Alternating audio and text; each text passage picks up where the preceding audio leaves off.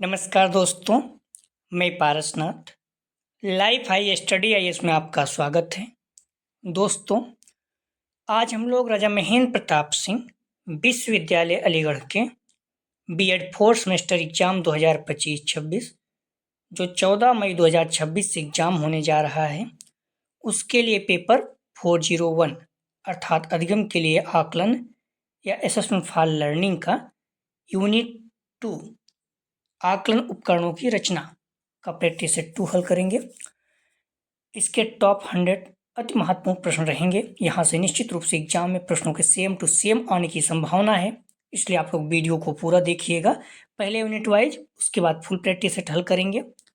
यह पेपर ध्यान रखना 80 अंक का होगा। 100 प्रश्न दिया रहेगा, 75 प्रश्न आप लोगों को हल करना है। ठीक है, तो यह पेपर कितने अंक का है?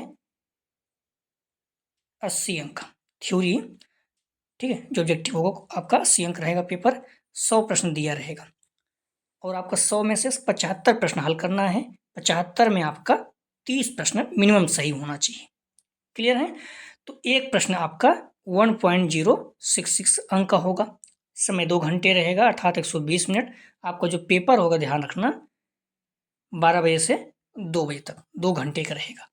ठीक है, इस पेपर में पास होने के लिए आप लोगों को कम से कम 32 अंक प्राप्त करना है अर्थात 30 प्रश्न और ध्यान रखना आप लोगों का सही होना चाहिए।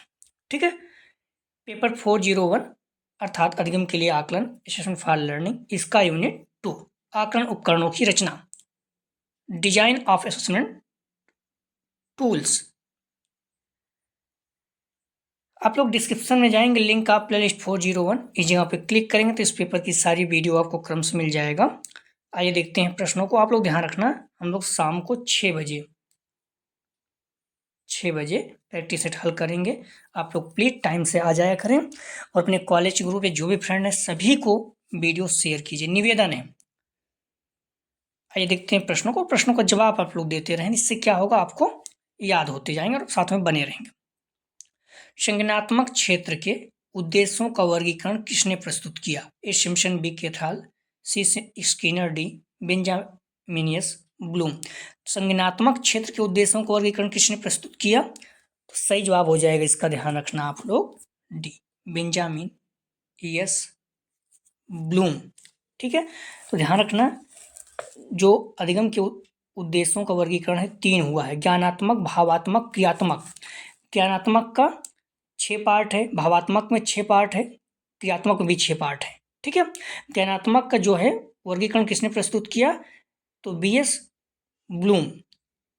और भावात्मक का कृथवाल 1964 में, क्रियात्मक का सिम्पसन 1969 में और ज्ञानात्मक पक्ष का बीएस ब्लूम 1956 में किए थे।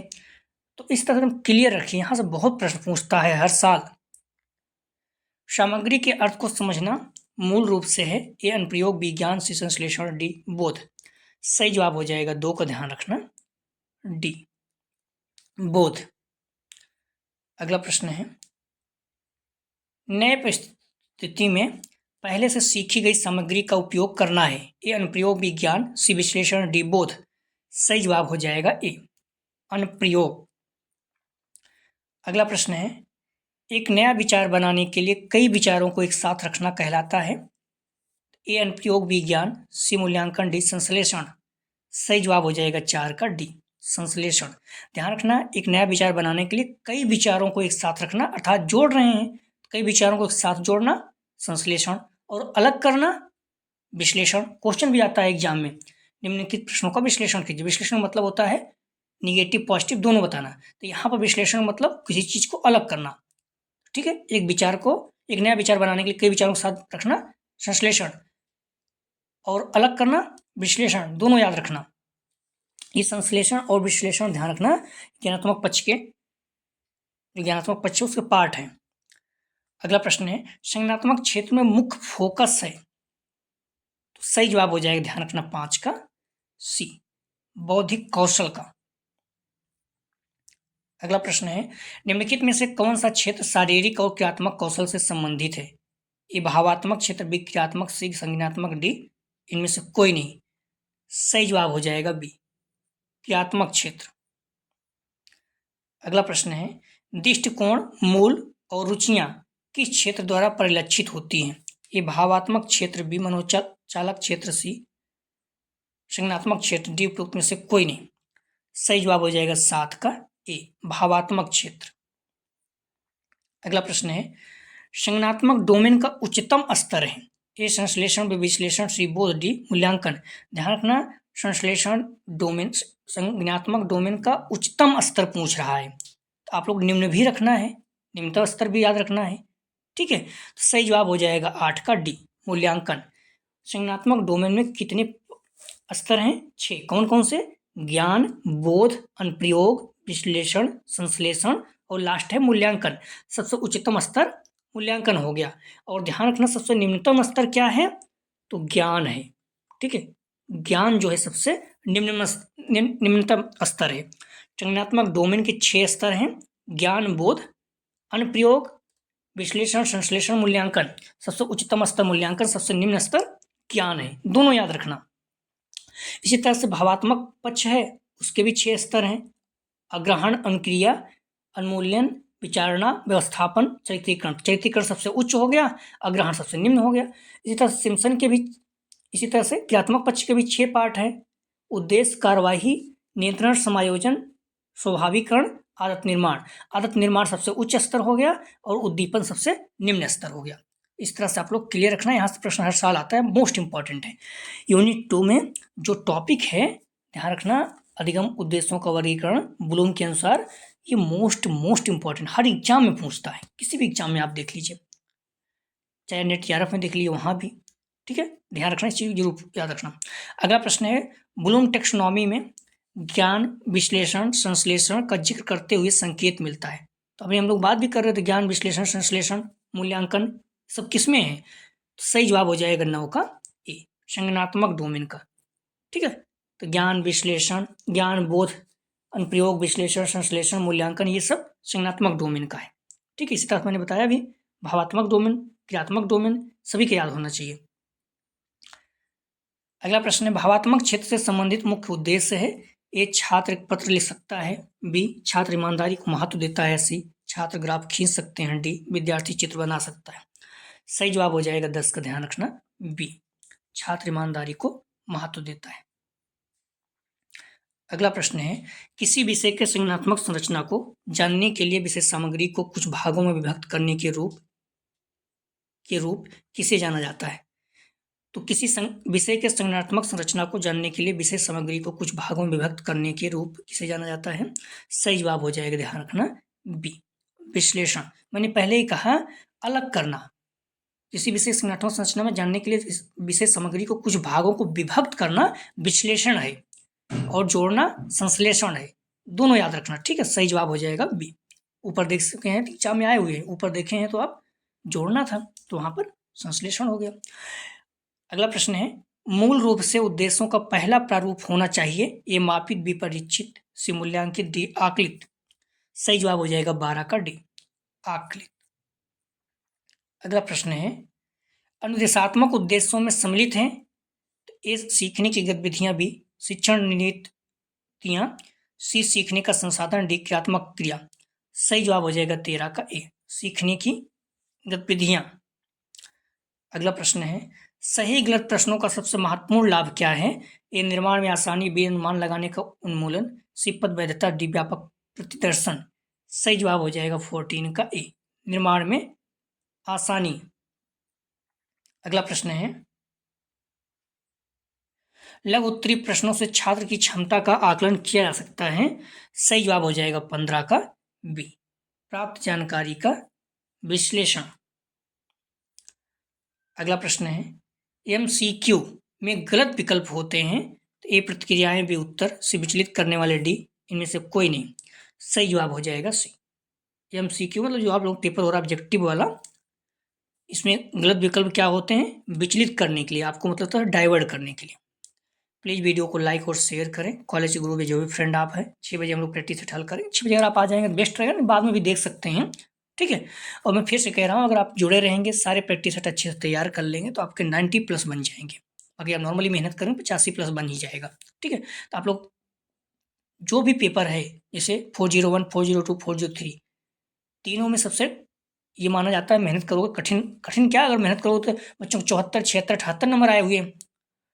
तो अगर मेहनत करोगे, नॉर्मल इसलिए कह रहा हूँ, पहले से अभी से इसको मेहनत करिए, और दोनों पढ़ेंगे बाद में पढ़ लेंगे, लेकिन इसको अभी से पढ़ते रहिए। तो इसके सारे प्रैक्टिस अच्छे तैयार कर लीजिए। 2025 वाले हैं, सारे प्रैक्टिस सेम ही है, तो आप लोग उसको अच्छे से तैयार कर लीजिए, अगर यहाँ पर लगता है जल्दी करना है तो। ठीक है।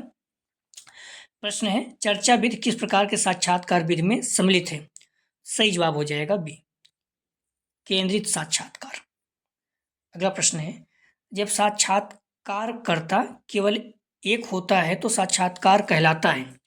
ए संज्ञानात्मक साक्षात्कार, बी व्यक्तिगत साक्षात्कार, सी पैनल साक्षात्कार, सी डी समूह साक्षात्कार। सही जवाब हो जाएगा 18 का बी, व्यक्तिगत साक्षात्कार। अगला प्रश्न है, प्रक्षेपी तकनीकों का उपयोग मूल रूप से किया जाता है? ए बुद्धि के लिए, बी ज्ञान के लिए, सी व्यक्ति के लिए, डी अभिक्षमता के लिए। सही जवाब हो जाएगा सी, व्यक्तित्व के लिए। अगला प्रश्न है, शैक्षिक उद्देश्यों का वर्गीकरण निम्न वर्ष में प्रस्तुत किया गया था? ध्यान रखना, शैक्षिक उद्देश्यों का वर्गीकरण सी 1956 में किया गया था। ठीक है, 1956 में। किसके द्वारा? डॉक्टर BS ब्लूम और उनके सहयोगियों द्वारा। ठीक है, शिकागो विश्वविद्यालय में तीनों पक्षों को वर्गीकरण किया गया था। अगला ध्यान रखना, आप लोग डिस्क्रिप्शन में जाएंगे, लिंक का प्लेलिस्ट 401, यहाँ पर क्लिक करेंगे, इस पेपर की सारी वीडियो आपको क्रॉस मिल जाए, फिर आप प्लेलिस्ट में जाकर भी देख सकते हैं। फिर भी अगर नहीं मिलता है तो आप कमेंट में बता दीजिए, मैं लिंक भेज दूंगा। अगला प्रश्न है, बहुविकल्पी प्रश्नों का निर्माण करते समय यह आवश्यक है कि केवल 2 विकल्प का प्रयोग करें, विकल्प संकेत शब्द को दोहराएं, सी मुख्य विचार को प्रश्नों में रखें, एक ही प्रकार के सभी विकल्प रखें। सही जवाब हो जाएगा, ध्यान रखना बी, विकल्प में संकेत को दोहराएं। अगला प्रश्न है, निम्नलिखित में से किस प्रश्न में अंकन की वस्तुनिष्ठता अधिक होती है? सही जवाब हो जाएगा, ध्यान रखना बी, बहुविकल्पी प्रश्न में। अगला प्रश्न है, छात्रों में रटने की प्रवृत्ति को रोकने हेतु कैसे प्रश्न नहीं पूछना चाहिए? सही जवाब हो जाएगा 23 का ए, वस्तुनिष्ठ। अगला प्रश्न है, निम्नलिखित में से कौन सा पक्ष शैक्षिक उद्देश्यों का शारीरिक क्षमता पर जोर देता है? सही जवाब हो जाएगा 24 का, ध्यान रखना सी, क्रियात्मक पक्ष। अगला प्रश्न है, निम्नलिखित में से कौन सा भावात्मक पक्ष का सबसे ऊंचा स्तर है? तो सही जवाब हो जाएगा 25 का, ध्यान रखना ए, चरित्रीकरण। में पहले बता दिया, भावात्मक पक्ष के भी 6 पक्ष हैं, कौन कौन से? अग्रहण, अनुक्रिया, उन्मूलन, विचारणा, व्यवस्थापन, चरित्रीकरण। चरित्रीकरण सबसे उच्च है और अग्रहण सबसे निम्न है।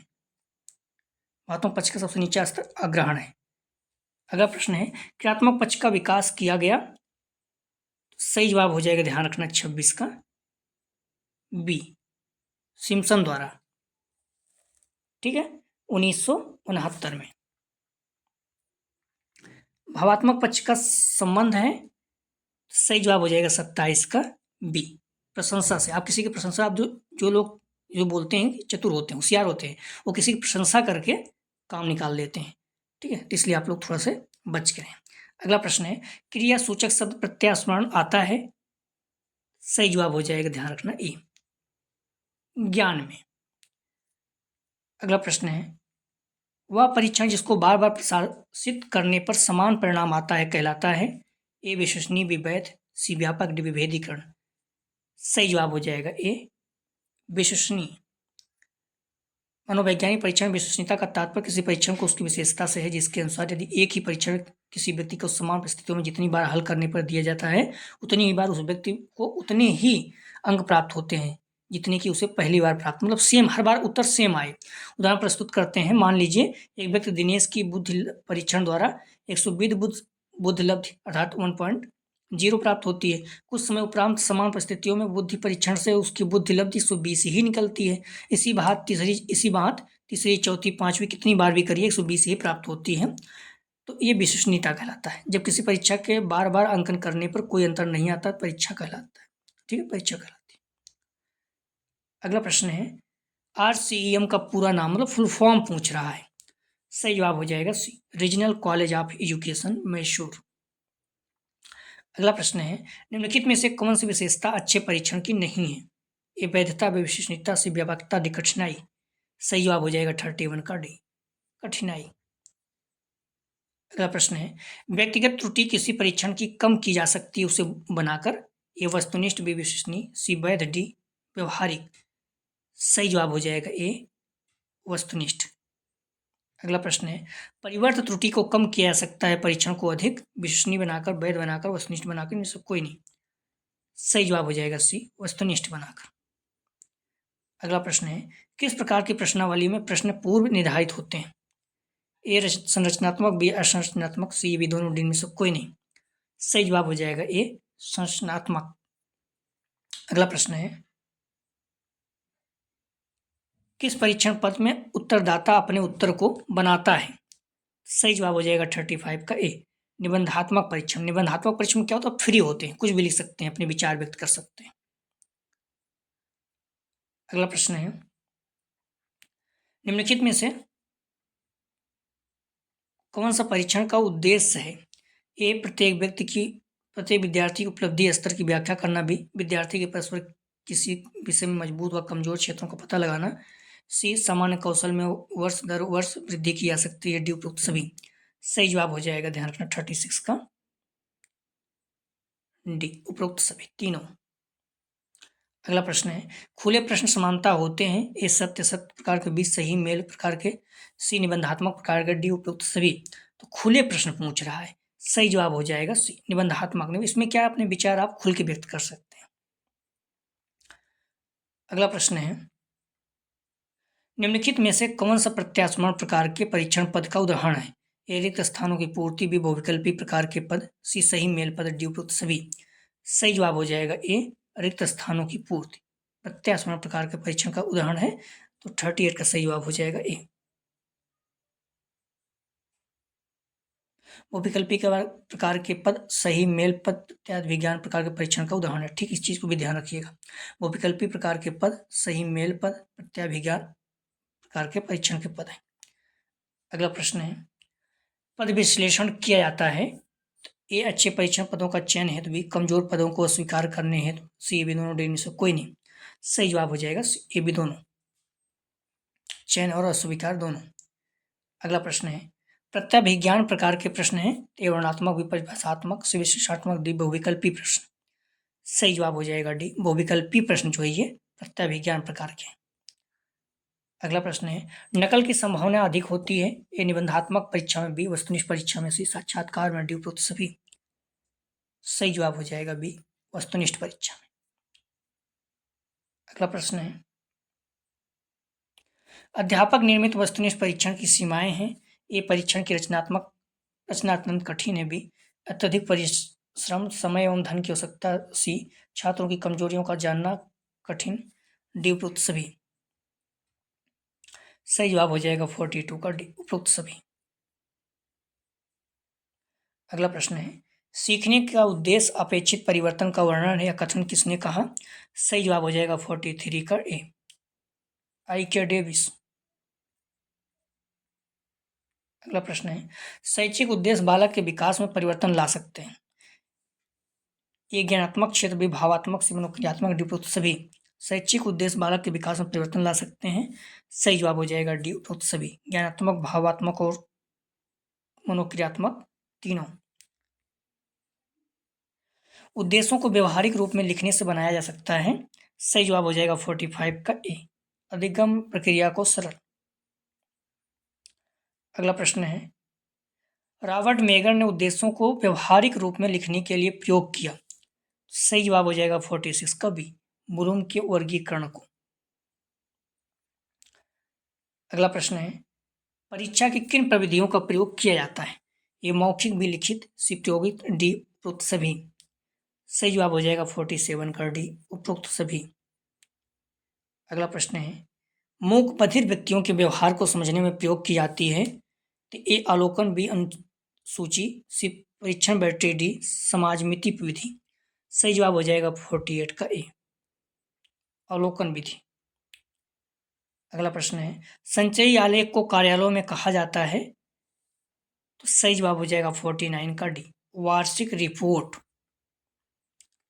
अगला प्रश्न है, संरचित साक्षात्कार का लिखित स्वरूप है। ये प्रश्नावली, बी व्यक्ति की वृत्ति अध्ययन, सी बैटरी परीक्षण बैटरी, डी प्रसंग अभिलेख। सही जवाब हो जाएगा, ध्यान रखना बी, व्यक्ति का वृत्तीय अध्ययन। अगला प्रश्न है, एक अच्छे उपकरण की समस्त विशेषताएं होती हैं। ए एक दूसरे पर आश्रित, बी एक दूसरे से अलग, सी एक दूसरे की विरोधी, डी उपयुक्त सभी। सही जवाब हो जाएगा 51 का ए, एक दूसरे पर आश्रित। अगला प्रश्न है, वस्तुनिष्ठ पदों से आशय है। सही जवाब हो जाएगा ए, पदों की संक्षिप्त व्याख्या। अगला प्रश्न है, वस्तुनिष्ठ पदों का निर्माण करते समय सबसे पहले ध्यान रखना चाहिए। सही जवाब हो जाएगा बी, अधिगमकर्ता की मानसिक दशा। अगला प्रश्न है, वस्तुनिष्ठ पदों की रचना में प्रश्नों की संरचना आधारित है। ए प्रत्यास्मरण पर, बी पहचान पर, सी प्रत्यास्मरण एवं पहचान दोनों पर, डी इनमें से कोई नहीं। सही जवाब हो जाएगा, ध्यान रखना सी, प्रत्यास्मरण एवं पहचान दोनों पर।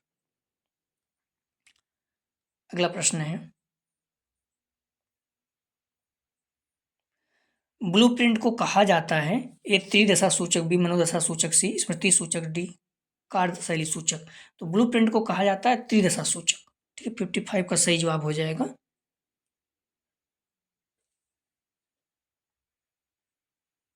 ब्लूप्रिंट को, ध्यान रखना, ब्लूप्रिंट को कहा जाता है, 55 का सही जवाब हो जाएगा, ध्यान रखना आप लोग डी, कार्यशैली सूचक। ठीक है, ब्लूप्रिंट को कहा जाता है कार्यशैली सूचक।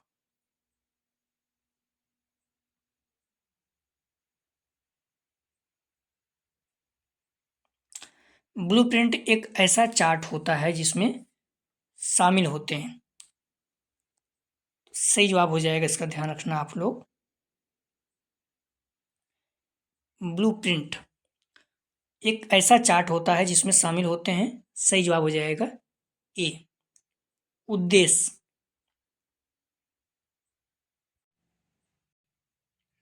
तो ब्लूप्रिंट एक ऐसा चार्ट होता है जिसमें शामिल होता है।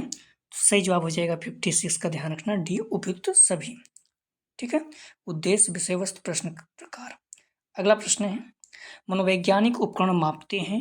ये मानव व्यवहार भी, चाल चलन, सिखाना, डी में से कोई नहीं। सही जवाब हो जाएगा, ध्यान रखना ए, मानव व्यवहार। अगला प्रश्न है, ज्ञानात्मक उद्देश्यों का वर्गीकरण किसके द्वारा किया गया।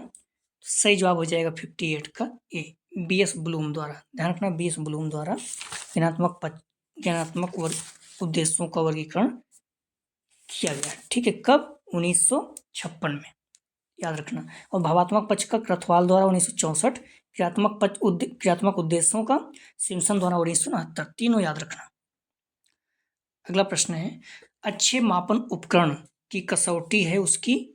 ए वैधता, बी विश्वसनीयता, सी वस्तुनिष्ठता, डी उपयुक्त सभी।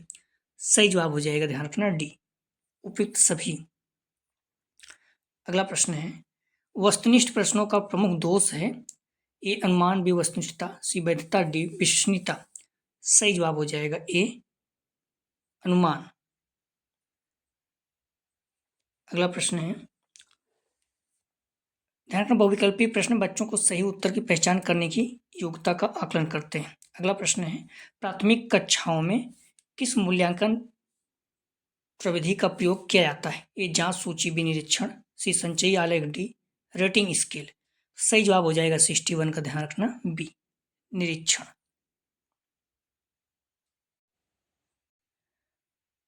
अगला प्रश्न है, क्रियात्मक परीक्षाएं उपयोगी हैं। ए बालकों के लिए, बी निरीक्षण के लिए, निरीक्षणों के लिए, सी गूंगे बहरों के लिए, डी उपयुक्त सभी के लिए। सही जवाब हो जाएगा 62 का, ध्यान रखना आप लोग डी, उपरोक्त सभी के लिए। अगला प्रश्न है, निम्न में से कौन से अच्छे परीक्षण की विशेषता नहीं है। सही जवाब हो जाएगा 63 का बी, व्यक्तिनिष्ठता।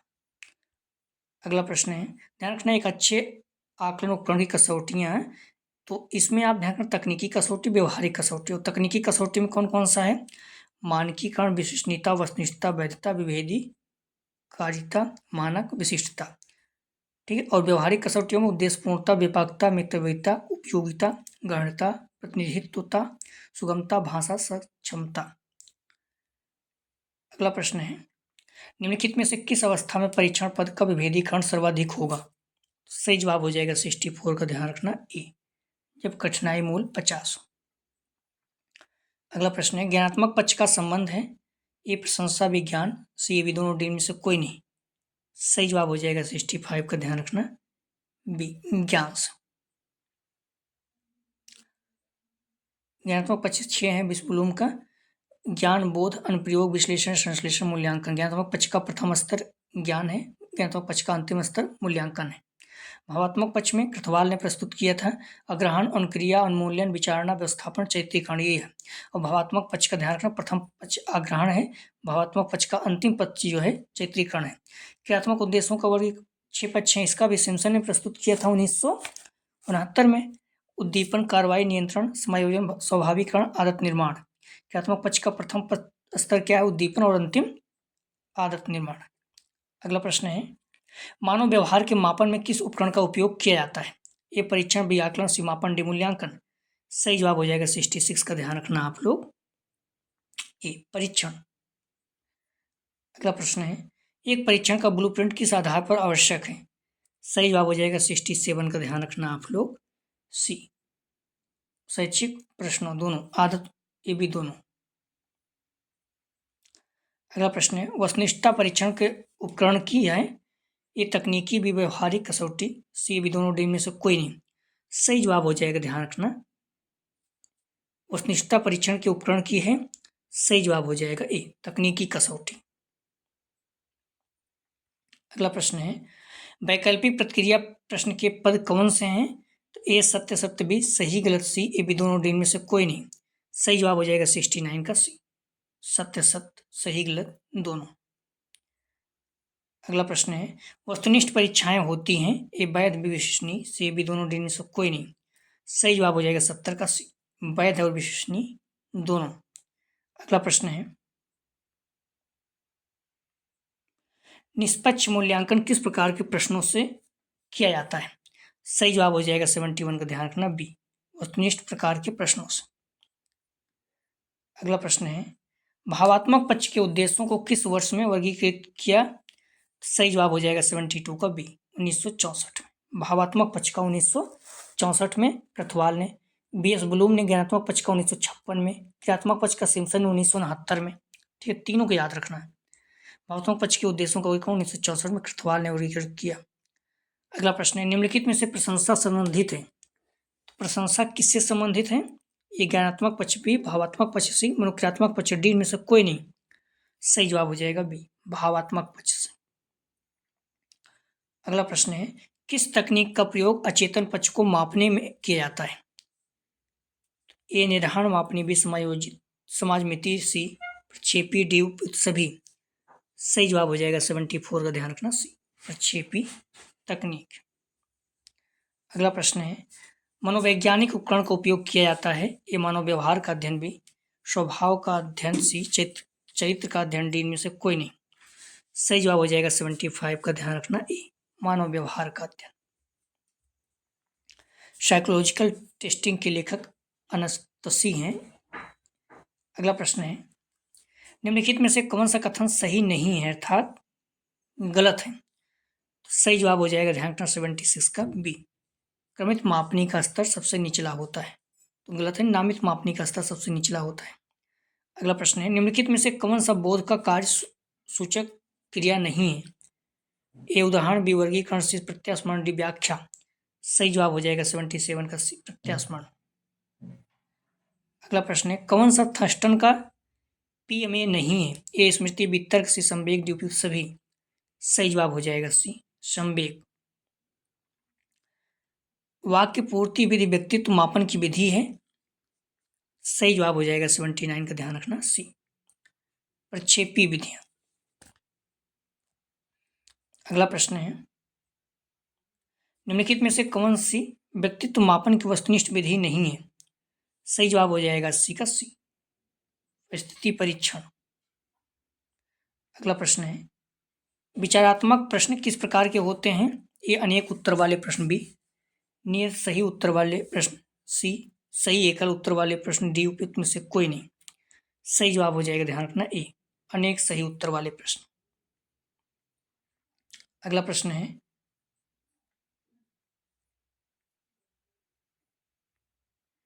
एक अध्यापक किस प्रकार का विचारात्मक प्रश्न पूछता है? ए एकल सही उत्तर प्रश्न, बी सटीक सही उत्तर प्रश्न, सी बी दोनों डी में से कोई नहीं। सही जवाब हो जाएगा T2 का ए, एकल सही उत्तर प्रश्न। अगला प्रश्न है, सीखने के आकलन के विचार का उपयोग करता है। सही जवाब हो जाएगा T3 का बी, रचनात्मक आकलन। अगला प्रश्न है, स्कूल में पाठ से आगामी क्रियाओं का मुख्य उद्देश्य है। सही जवाब हो जाएगा 84 का, ध्यान रखना सी, छात्रों के व्यक्तित्व में समायोजन की सेवा पाने के लिए छात्रों की दुनिया का रिवीजन कार्य से परिचित कराना। अगला प्रश्न है, मूल्यांकन एक निरंतर चलने वाली प्रक्रिया है, किसने कहा। सही जवाब हो जाएगा 85 का सी, NCERT।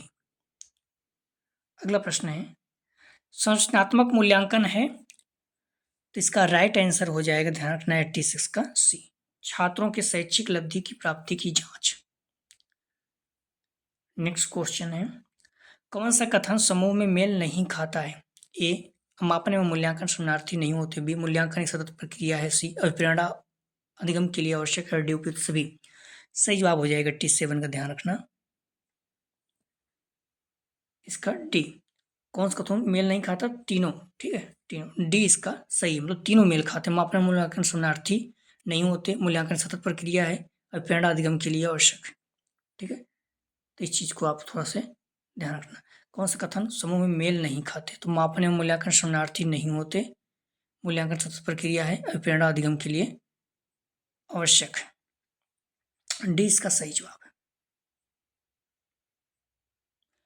मूल्यांकन के लिए अध्यापक को उपयोग करना चाहिए, तो ए, विभिन्न अधिगम क्षेत्रों में बाल विकास पर ध्यान दें। बी, वस्तुनिष्ठ प्रकार के प्रश्न।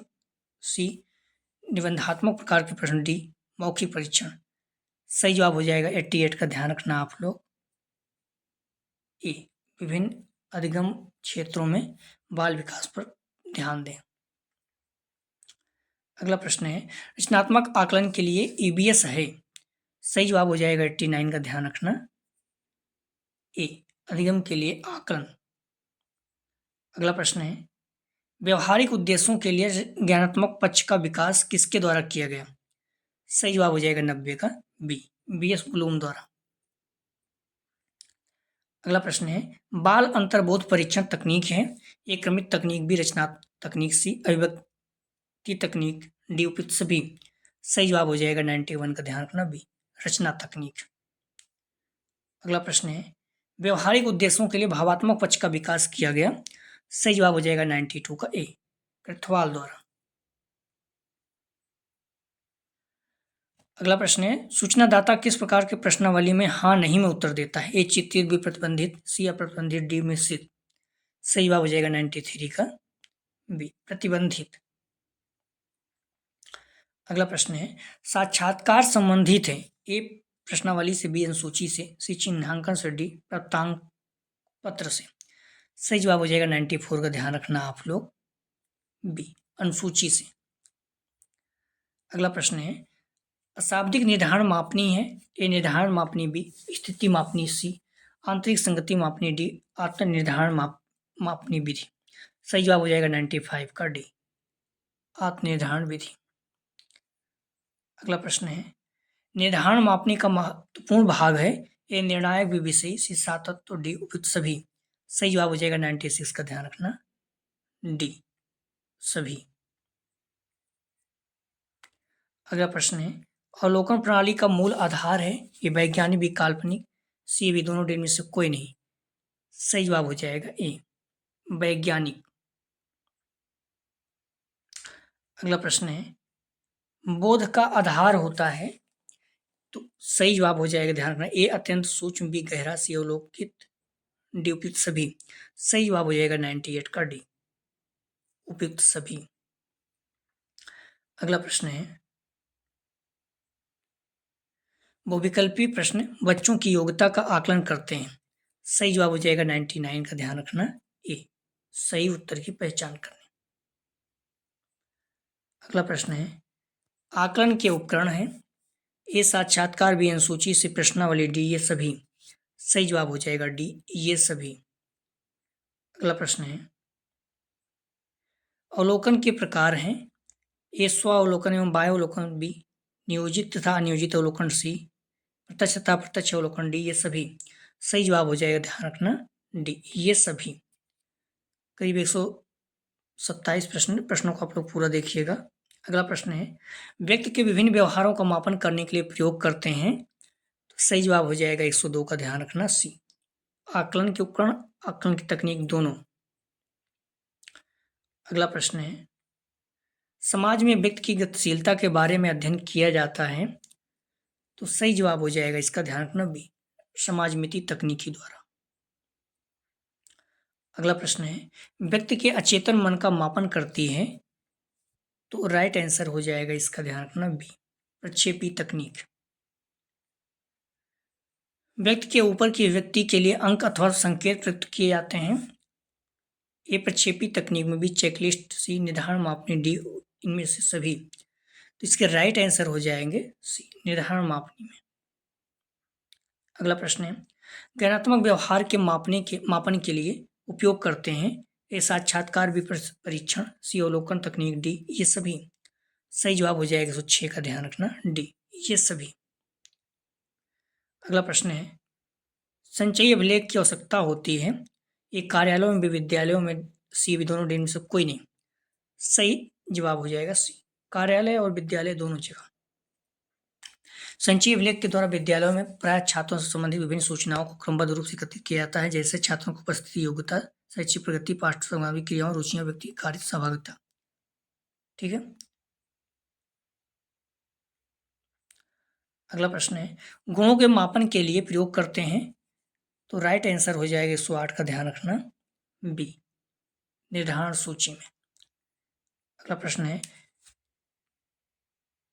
चिन्हांकन सूची का प्रयोग करते हैं, किया जाता है। तो इसका सही जवाब हो जाएगा 109 का, ध्यान रखना सी, समूह गुणों को जानने के लिए, व्यक्तिगत विशेषताओं को जानने के लिए, ए बी दोनों। अगला प्रश्न है, निम्नलिखित में से कौन सा उपयुक्त रचनात्मक आकलन कार्य नहीं है। राइट आंसर हो जाएगा डी, विद्यार्थियों की योग्यता क्रम निर्धारित करना। अगला प्रश्न है, शिक्षण को परीक्षण भी कहते हैं, किसका कथन है। राइट आंसर हो जाएगा, ध्यान रखना इसका बी, स्किनर ने।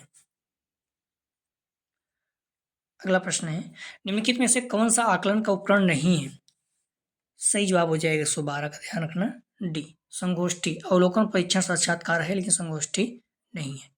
अगला प्रश्न है, विद्यालयों में छात्रों से संबंधित विभिन्न सूचनाओं को क्रमबद्ध रूप से एकत्रित किस अभिलेख में किया जाता है। राइट आंसर हो जाएगा, ध्यान रखना बी, संचयी अभिलेख में।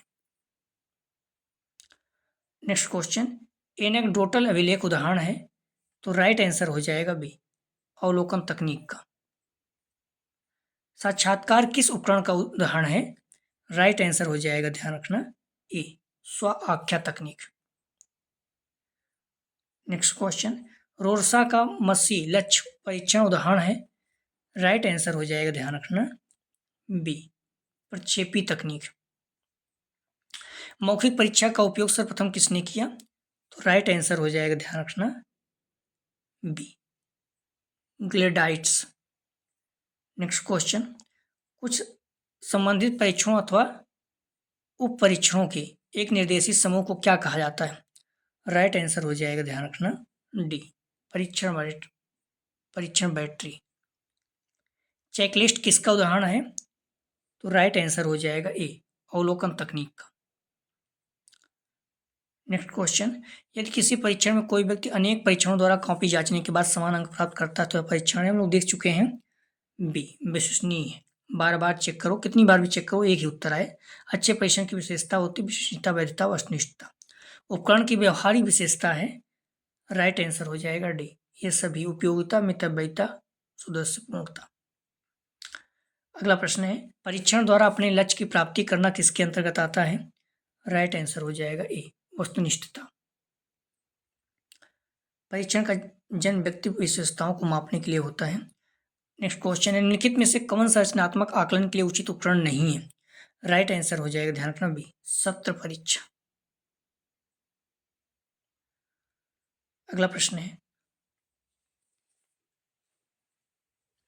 प्रश्नावली कितने प्रकार के होती हैं?